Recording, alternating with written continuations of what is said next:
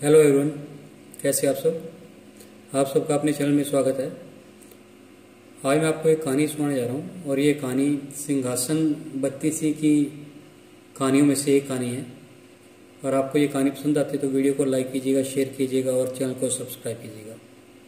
तो चलिए शुरू करते हैं। सिंहासन पर बैठने के लिए राजा भोज ने जैसे ही अपना कदम आगे बढ़ाया, वैसे ही 24वीं पुतली कर्णावती ने उन्हें रोक दिया। 24वीं पुतली ने कहा कि यह सिंहासन तुम्हारे लिए नहीं है। पहले मैं तुम्हें राजा विक्रमादित्य के गुण कौशल से जुड़ी हुई एक कहानी सुनाती हूँ, उसके बाद तय करना कि आप इस सिंहासन पर बैठने के योग्य हो या नहीं हो। 24वीं पुतली ने कहना शुरू किया। राजा विक्रमादित्य अक्सर अपनी प्रजा का हालचाल जानने के लिए रात में रूप बदलकर राज्य भर में घुमा करते थे। राज्य के चोर डाकू भी जानते थे कि महाराज भेष बदलकर घूमते हैं, इसलिए वो अपराध करने से घबराते थे। राजा विक्रमादित्य भी चाहते थे कि उनके राज्य से अपराध पूरी तरह से खत्म हो जाए और उनकी प्रजा रात को चैन से सो सके। इसी प्रकार एक रात महाराज भेष बदलकर अपने राज्य में घूम रहे थे। चलते चलते उन्हें भवन के बाहर एक रस्सी लटकी हुई नजर आई। उन्होंने सोचा कि जरूर कोई चोर इस रस्सी के ऊपर लटक कर छत पर गया होगा, इसलिए वो भी रस्सी के सहारे ऊपर पहुंच गए। उन्होंने अपनी तलवार भी निकाल ली और चोरों की तलाश करने लगे, लेकिन तभी किसी महिला की धीमी आवाज़ सुनाई दी। उन्हें लगा कि यह महिला चोर है। यह सोचकर वो कमरे की दीवार से सटकर खड़े हो गए। उन्होंने सुना कि महिला किसी से साथ वाले कमरे में जाकर किसी की हत्या करने की बात कह रही है। महिला कह रही थी कि उस आदमी की हत्या किए बिना किसी और के साथ उसका संबंध बनाना मुश्किल है। इसके बाद महाराज को एक पुरुष की आवाज़ सुनाई दी।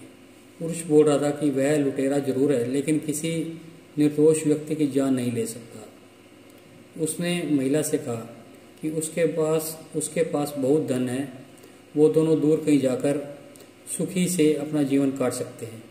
इस पर महिला बोली कि तुम 2 दिन बाद आना, क्योंकि उसे सारा धन इकट्ठा करने में 1 दिन का समय लगेगा। राजा समझ गए कि पुरुष उस महिला का प्रेमी है और महिला इस घर के मालिक की पत्नी है। इसके बाद राजा उस रस्सी के सहारे नीचे आ गया और महिला के प्रेमी का इंतजार करने लगा। थोड़ी देर बाद जैसे ही महिला का प्रेमी रस्सी पकड़कर नीचे आया तो राजा ने उसकी गर्दन पर अपनी तलवार रख दी और उसे अपना परिचय दिया। महाराज को सामने देखकर आदमी डर गया, लेकिन राजा विक्रमादित्य ने उसे वादा किया कि अगर वो सच बताएगा तो वो उसे मृत्युदंड नहीं देंगे। इसके बाद उसने अपनी कहानी महाराज को बताई। मैं बचपन से ही उस महिला से प्यार करता हूँ और शादी भी करना चाहता था। मेरे पिता बहुत बड़े व्यापारी थे, जिस कारण मेरे पास काफ़ी धन था। फिर एक दिन समुद्री डाकुओं ने मेरे पिताजी का कीमती सामान से भरा हुआ जहाज लूट लिया, जिस कारण हम कंगाल हो गए और मेरे सारे सपने चकनाचूर हो गए। इससे मेरे पिताजी इतने दुखी हुए कि उनकी मौत हो गई।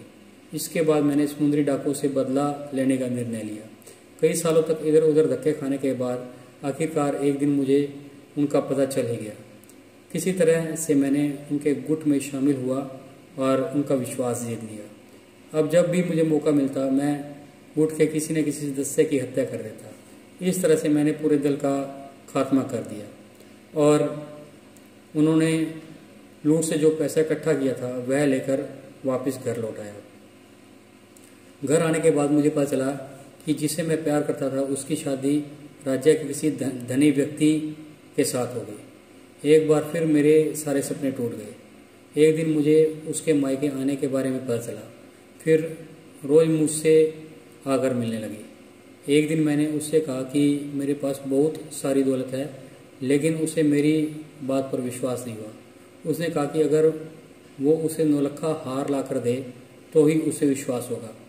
आखिरकार मैं उसकी बात मानकर 9 लक्खा हार ले आया, लेकिन जब तक वो अपने पति के घर लौट गई थी, आज जब मैं 9 लक्खा हार लाकर उसे पहनाया तो उसने अपने पति की हत्या करने के लिए मुझे उकसाया, लेकिन मैंने ऐसा करने से मना कर दिया, क्योंकि किसी निर्दोष की हत्या करना बहुत बड़ा पाप है।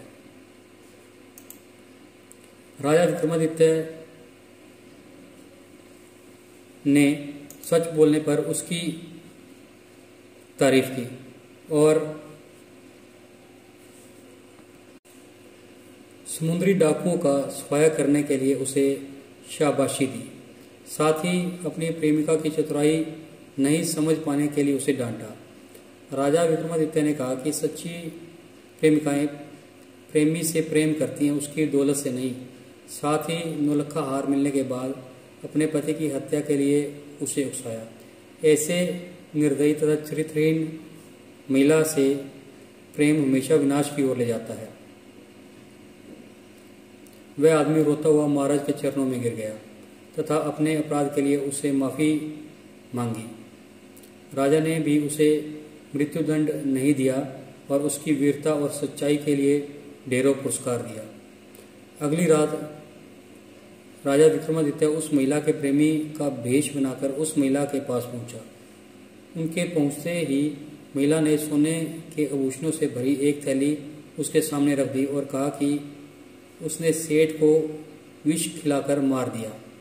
जब राजा कुछ नहीं बोले तो महिला को शक हुआ और उसकी दाढ़ी मूछ नोच ली। अपने प्रेमी की जगह किसी और पुरुष को देखकर महिला जोर जोर से चिल्लाने लगी और अपने पति का हत्यारा उन्हें बताकर रोने लगी। वहीं घर के बाहर खड़े राजा के सिपाही राजा का आदेश मिलते ही दौड़कर आए और महिला को गिरफ्तार कर लिया। अपने सामने राजा विक्रमादित्य को देखकर महिला के होश उठ गए और उसने झट से विष पीकर अपनी जान दे दी। यह कहानी सुनकर 24वीं पुतली वहां से उड़ गई और राजा भोज एक बार फिर महाराज विक्रमादित्य की न्यायप्रियता के बारे में सोचने लगे। इस कहानी से हमें यह सीख मिलती है कि लालच करने वालों के साथ कभी अच्छा नहीं होता। उन्हें एक न एक दिन इसका परिणाम जरूर भुगतना पड़ता है।